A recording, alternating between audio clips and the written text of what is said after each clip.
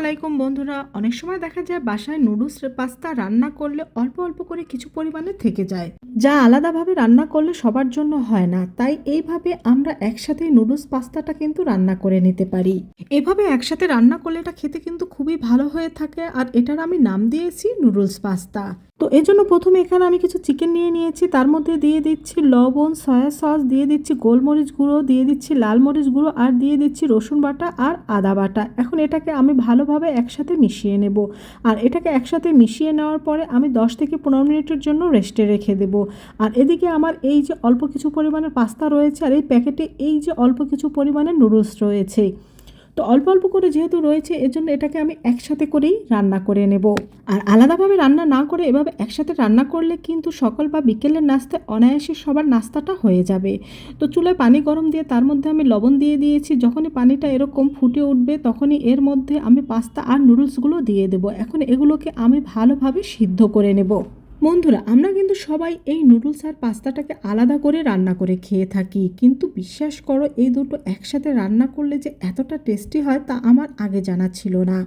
আর তোমরাও একবার ট্রাই করে দেখবে তোমাদের কাছেও খুব ভালো লাগবে।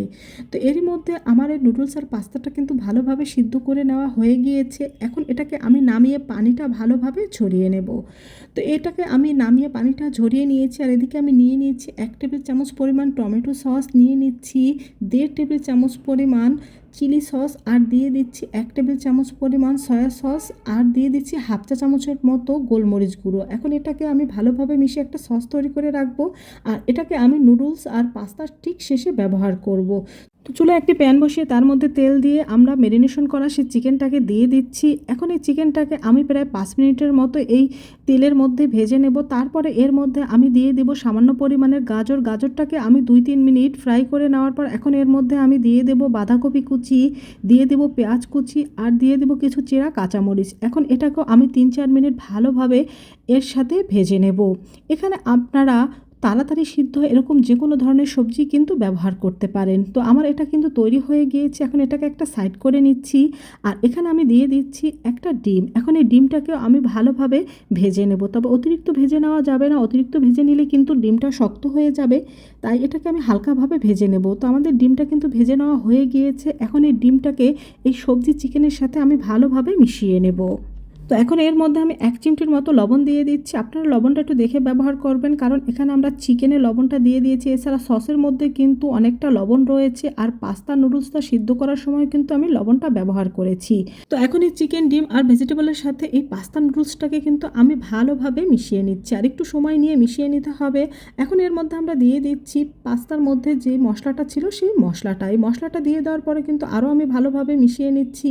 আর এখন কিন্তু চুলার হিট অবশ্যই লোতে রাখতে হবে, তা না হলে কিন্তু এই পাস্তা নুডলসটা পোড়া লাগতে পারে।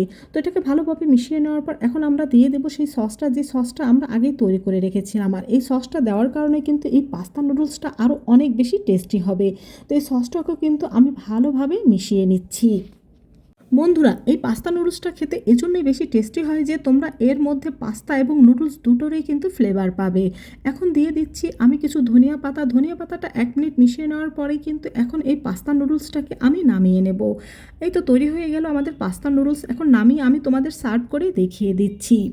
বন্ধুরা, দেখেই বুঝতে পারছো যে এটা কতটা লোভনীয় হয়েছে, আর এরকম ভিন্ন ধরনের একটা নাস্তা পেলে বাচ্চারা কিন্তু অনেক খুশি হয়ে যাবে। এছাড়া টিফিনেও যদি এভাবে তোমরা তৈরি করে দিতে পারো, দেখবে বাচ্চারা খুব আগ্রহ সহকারে খেয়ে নেবে। তো কিছুটা আমি সার্ভ করে দেখিয়ে দিচ্ছি, আর কিছুটা কিন্তু প্যানের মধ্যেই রয়ে গিয়েছে।